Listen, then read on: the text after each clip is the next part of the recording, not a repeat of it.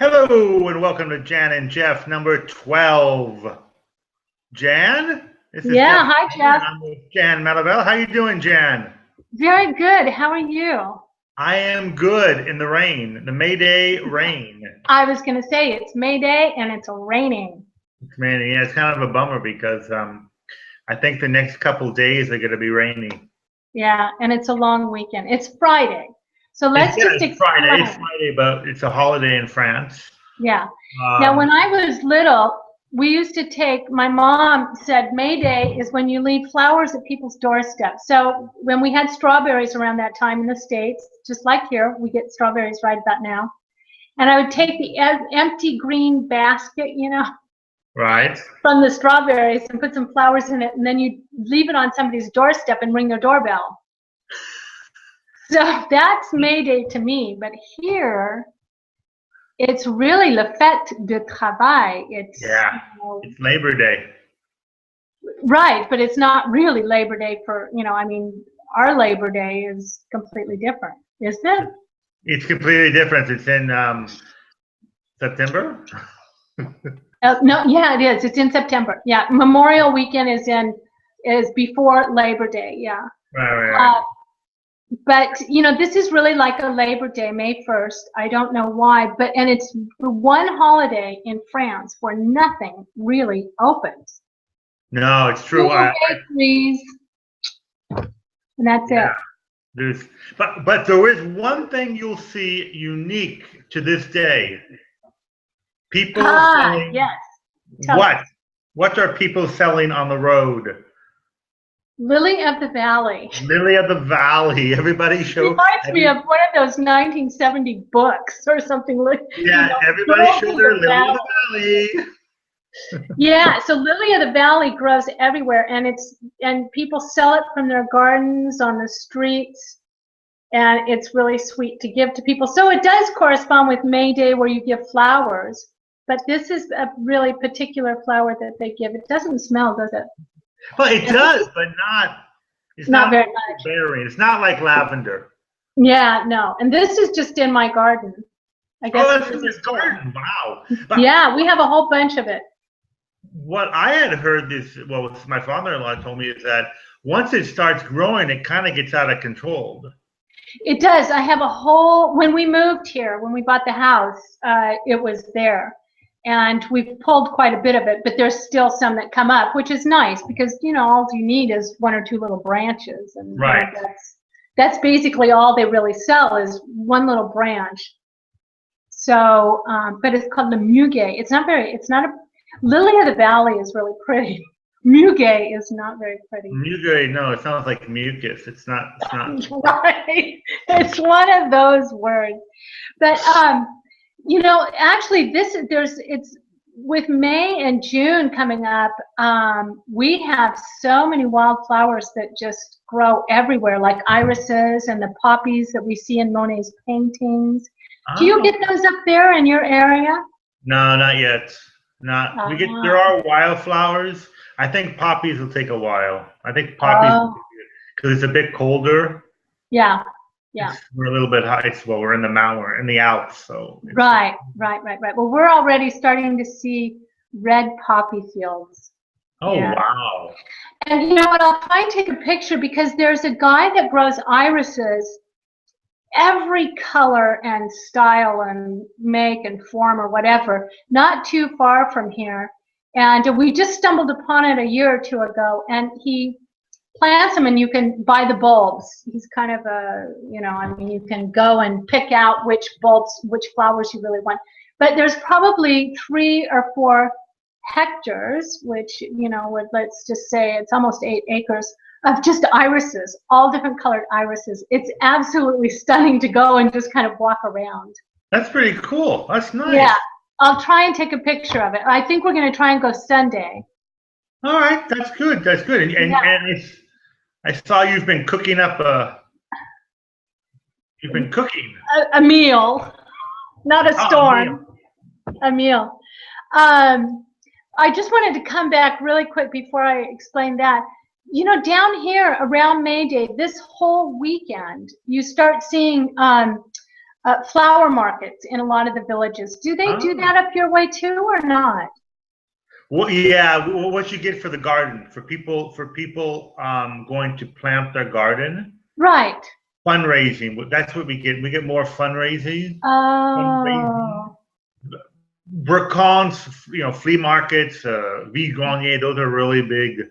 Those are Right. really. I imagine they're big there too. Right. Actually, that's a good question. I don't know, because I do know that there are some that are advertised for Right. you buy tomatoes or whatever to plant. Right. But the other for a flower market, I'm not sure. Well, there's, they call them flower markets, but you can pretty much buy a lot of plants for your gardens. Right. They'll have wisteria and, all the various grimping, vines and all of that. And then they have a lot of flowers. But they're just really big.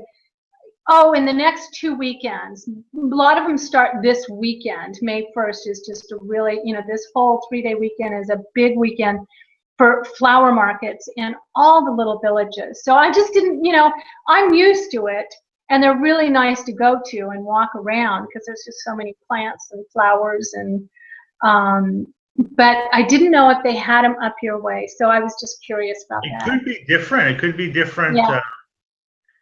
Could be a different, the mouth is a little bit different. Yeah, it could be a different format. Later. Okay, well, everybody knows now that we have a lot of them down in Drôme Provençal. And in Drôme Provençal, you can go to the flower market. Exactly. Yeah. But coming back to the meal, yeah, so I made this, my aunt had me taste this. She bought part of a gigot. It's actually the shoulder, and she had it wrapped in a roti. What is a gigot? A gigot is lamb. Okay. Yeah, gigot is a leg of lamb. All right. Yeah. So anyway, I'd never seen it in a roti like that, and so I bought one. But you know what? I didn't get a good piece because there was a lot of gristle in there and a bit too much fat. But it was really good with the fenouil, yeah. Asparagus, and the little sweet potatoes, because I made this, normally in the States we eat lamb with mint sauce, but here I found actually in the Betty Crocker cookbook, she makes an apricot chutney. So I actually made that, and it's that kind of sweet and sour thing, but it was quite good. It was very tasty. That's good. Yeah, my wife has been cooking up a lot of stuff here. We're actually cooking now. She's cooking a buff bourguignon. Oh, is she? Okay. Does she put more than just carrots in it? Or would you she doesn't put carrots. I looked and there might not be carrots in it. Okay. Well, you tell us next week what she puts in her buff bourguignon. Buff bourguignon. She made a buff brisé. A buff what? Brisé. Buff I've brisé? never heard of that. You ever heard of that, buff brisé? No. Buff brisé. Yes, my French is not my accent. Oh, I'm sorry, I don't understand your accent. You don't understand my accent. You're not alone. Yeah. She did that, and she did the brioche too. Oh, okay. Where she cooks it in a pastry. Yeah. Well, she actually made the dough. She made everything. Right. Wow. From scratch. And it was really good, and it had the taste. It tasted like you buy in a boulangerie. Oh. Wow. That's one thing you kind of learn is the deep. You get you can get a taste when something is kind of processed, doesn't have that depth of taste to it. Yeah. But so that's pretty good. It was good though.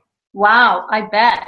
But when they cook, what it kind of relates to is when they do cook beef in some type of pastry and have it stuffed with things. The English do call it beef Wellington.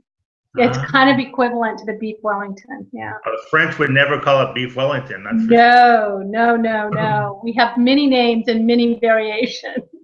But not beef Wellington is not one of them. Right.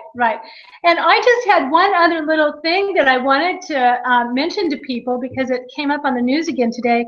and I think you know about it. They've restored the boat that took Lafayette to the United States. Right. And they've restored it, and I think there's a team of 25 people. A few, it looks like a lot of young kids. Well, I say young kids, young adults, let's say. They've actually started crossing the Atlantic, and apparently there's a whole group of Americans on the other side. I don't know whether they're going to be in Plymouth Rock or, where the meeting is. But they're actually crossing the Atlantic, and there's a whole group of Americans waiting for this boat from Lafayette. Of course, that's really interesting. Yeah, I mean, I saw that too. There's a. I'll link to it in the on the page on my site. There's a Facebook page. Oh, right. Okay. And I've been following, and you like the page, and every pops up in your newsfeed. I've been following that. And I recently did a quote unquote like hidden or off the beaten path things to see in France. And one of them was Lafayette's grave. Wow. Okay. Okay. His grave is in Picpus Cemetery in Paris. It's a private. Which cemetery? What's that? Which cemetery? Picpus. Oh, I don't know that one. I didn't know it either. I had no idea. I went a couple of years ago. It's Place de la Nation. It's by Place de la Nation. And it's a private cemetery, so you do have to pay. It's pretty nominal. It's probably, I think, maybe 3 or 4 euros. Oh, okay. And you go in, and it's a cemetery, but you have his grave, and there's an American flag. Oh, okay. Wow. So it's kind of interesting. Yeah, yeah. Well, it's interesting because they've never talked so much about Lafayette, and this year it seems like with the renewing of this, renovating of this boat, that they're actually crossing, and they've been in contact with a whole group of Americans, and so maybe it's going to land in Louisiana because wasn't that part of the Louisiana Purchase? Or no, I'd have to go back in my history books. I think he did go back. He actually he went back. I think he went back a couple times. No, I think I saw they're gonna go along the East Coast, I believe. Oh, okay, okay. And I watched this literature show that I just love on France 5, Le Grand Librairie. Yeah, the Grand Librairie. We see it I love that show.